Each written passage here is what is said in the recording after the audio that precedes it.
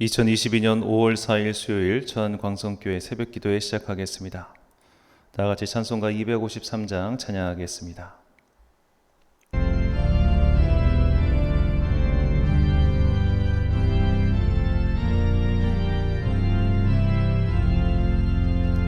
그 자비하신 주님 날 불러주시고 주 귀한 보혈을요 날 씻어주시니 내 죄가 흉하여도 날 깨끗게 하사 그 귀한 보혈로써 날 구원하시네. 그 크신 주의 사랑 날 주께 이끌어 그 넓은 주의 마음 날 용서하시네. 그 크신 주의 은총 큰 기쁨 주시며 나 주의 영광 잔치 참여케 하시네. 영우리 마음을 주께로 이끄니 나 주의 은총 입고 주 찬양합니다. 주 성령 내게 오사 나 방황할 때에 늘 인도하여 주사 질 좋게 마소서. 주 넓은 가슴 안에 날 안아주시고 내 마음 슬플 때도 날 위로하시네. 나 절망할 때에도 주 인도하셔서 이 세상 끝날까지 늘 함께 하소서.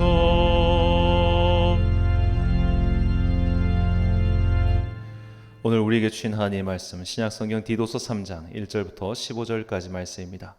디도서 3장 1절부터 15절까지의 말씀 이제 봉독하겠습니다. 하나님의 말씀 경청하십시오. 그대는 신도를 일깨워서 통치자와 집권자에게 복종하고 순종하고 모든 선한 일을 할 준비를 갖추게 하십시오. 또 아무도 비방하지 말고 싸우지 말고 관용하게 하며 언제나 모든 사람에게 온유하게 대하게 하십시오. 우리도 전에는 어리석고 순종하지 아니하고 미혹을 당하고 온갖 정욕과 향락의 종노릇하고 악의와 시기심을 가지고 살고 남에게 미움을 받고 서로 미워하면서 살았습니다. 그러나 우리의 구주이신 하나님께서 그 인자하심과 사랑하심을 나타내셔서 우리를 구원하셨습니다. 그분이 그렇게 하신 것은 우리가 행한 의로운 일 때문이 아니라 그분의 자비하심을 따라 거듭나게 씻어주심과 성령으로 새롭게 해주심으로 말미암은 것입니다. 하나님께서는 이 성령을 우리의 구주이신 예수 그리스도로 말미암아 우리에게 풍성하게 부어주셨습니다. 그래서 우리는 그분의 은혜로 의롭게 되어서 영원한 생명의 소망을 따라 상속자가 되었습니다. 이 말은 참됩니다. 나는 그대가 이러한 것을 힘있게 주장해서 하나님을 믿는 사람으로 하여금 선한 일에 전념하게 하기 바랍니다. 선한 일은 아름다우며 사람에게 유익합니다. 그러나 어리석은 논쟁과 족보 이야기와 분쟁과 율법에 관한 싸움을 피하십시오. 이것은 유익이 없고 헛될 뿐입니다. 분파를 일으키는 사람은 한두 번 타일러 본 뒤에 물리치십시오. 그대가 아는 대로 이런 사람은 옆길로 빠져버렸으며 죄를 지으면서 스스로 단죄를 하고 있습니다. 내가 아데마나 두기고를 그대에게 보내거든 속히 니고블리로 나를 찾아오십시오. 나는 거기에서 겨울을 지내기로 작정하였습니다. 서둘러 주선하여 율법 교사인 세나와 아볼로를 떠나 보내주고 그들에게 조금도 부족한 것이 없게 해 주십시오. 우리의 교우들도 절실히 필요한 것을 마련하여 줄 수 있도록 좋은 일을 하는 데에 전념하는 것을 배워야 합니다. 그래야 그들은 열매를 맺지 못하는 사람이 되지 않을 것입니다. 나와 함께 있는 모든 사람이 그대에게 문안합니다. 믿음 안에서 우리를 사랑하는 사람에게 문안하십시오. 은혜가 여러분 모두에게 있기를 빕니다. 아멘. 복음의 정수란 제목으로 하나님의 말씀 선포하겠습니다. 기원 후 8세기부터 발흥한 이슬람 제국으로 인해서 유럽인들은 더 이상 육로를 이용해 인도와 중국으로 갈 수 없게 되었습니다. 유럽의 귀족들은 이미 로마 시대 때부터 중국이나 인도와 무역을 했었고 그때부터 그들의 향신료에 입이 길들여졌습니다. 그래서 그들은 어떻게든 향신료를 손에 넣고 싶어 했고 발달한 항해술을 바탕으로 새로운 항로를 개척했습니다. 아프리카 대륙 남단의 희망봉을 돌아 인도로 갔던 바스코다가마, 지구는 둥그니까 서쪽으로 나가면 인도에 도착할 것이다 라고 생각하고 미 대륙에 도착한 콜럼부스. 그런 이들을 통해 대항해 시대가 열렸습니다. 이제 유럽의 열강들은 앞선 과학기술과 항해술을 바탕으로 세계 곳곳에 식민지를 건설하기 시작했습니다.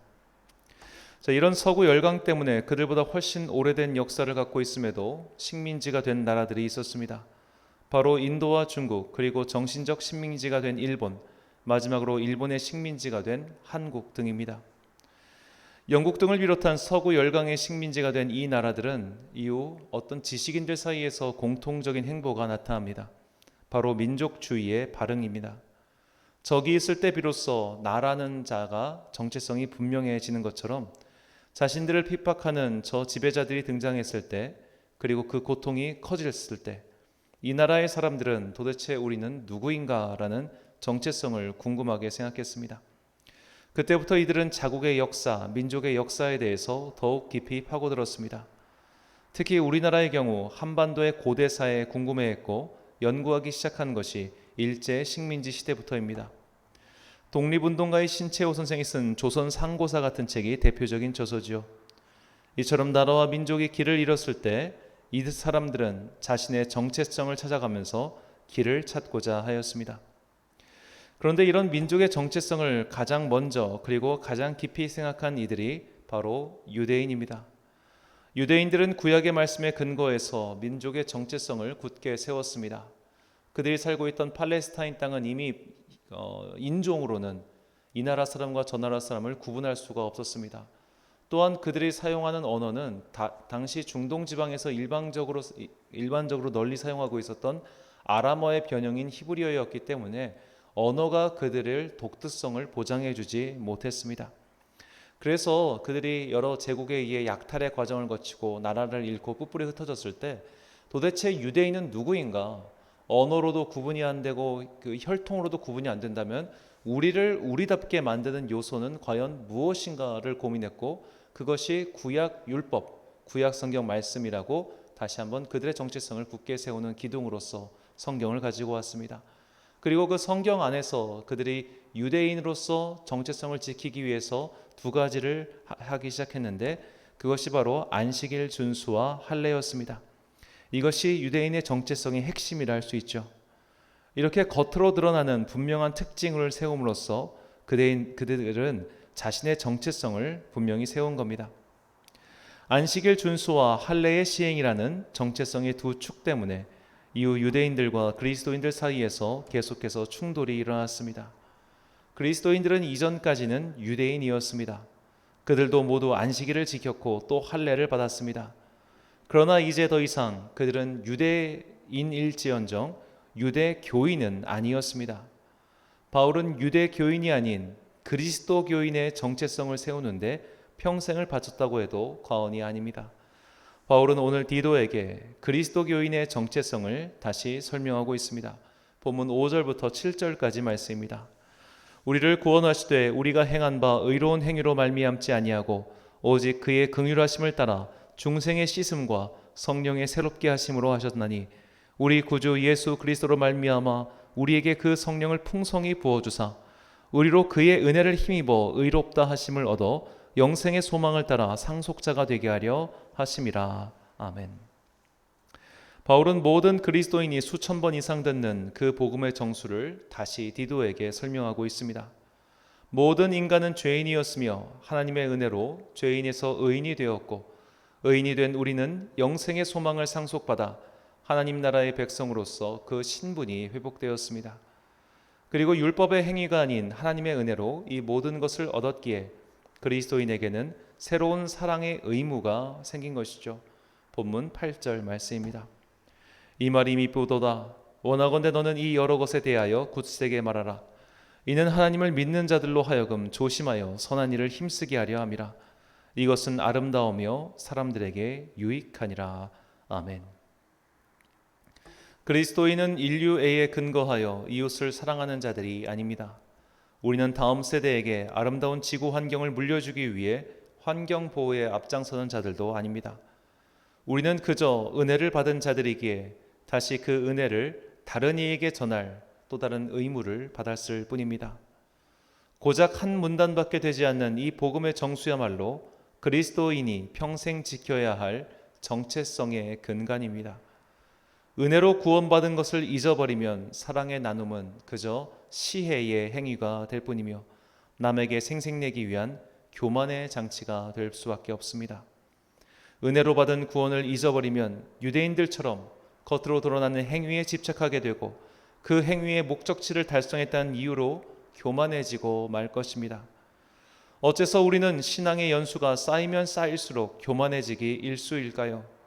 우리는 보이지 않는 은혜보다 눈에 보이는 행위에 더 주목하고 집착하기 때문입니다. 그래서 예수님께서는 그토록 바리새인과 사두개인을 비판하며 경계하신 것이죠. 마태복음 16장 6절과 12절 말씀입니다. 예수께서 이르시되 삼가 바리새인과 사두개인들의 누룩을 주의하라 하시니 그제서야 제자들이 떡의 누룩이 아니요 바리새인과 사두개인들의 교훈을 삼가라고 말씀하신 줄을 깨달으니라. 아멘. 이 바리새인과 사두개인은 각각 말씀과 성전 중심의 예전을 상징한다고 볼 수 있습니다. 바리새인은 말씀과 그 말씀을 지키는 율법적 행위에 집착했고 사두개인들은 성전 중심의 예배 행위에 집착했습니다. 이것은 결국 행위를 강조하는 것에 불과한 것이죠.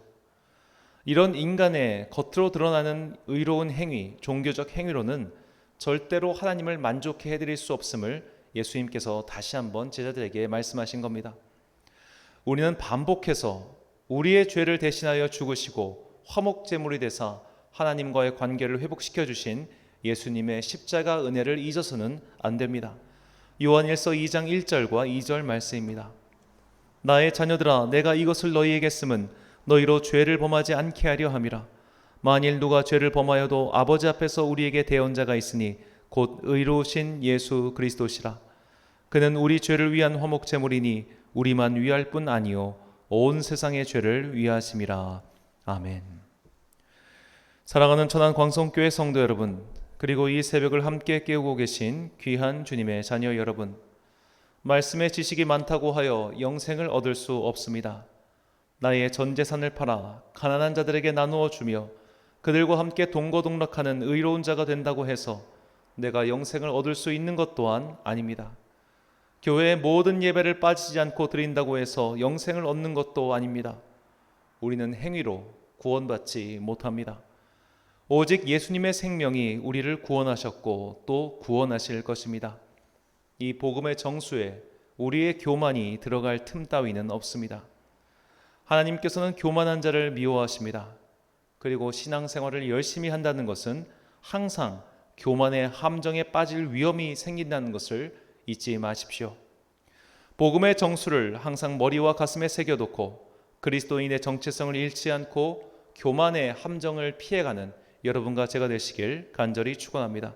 기도하겠습니다.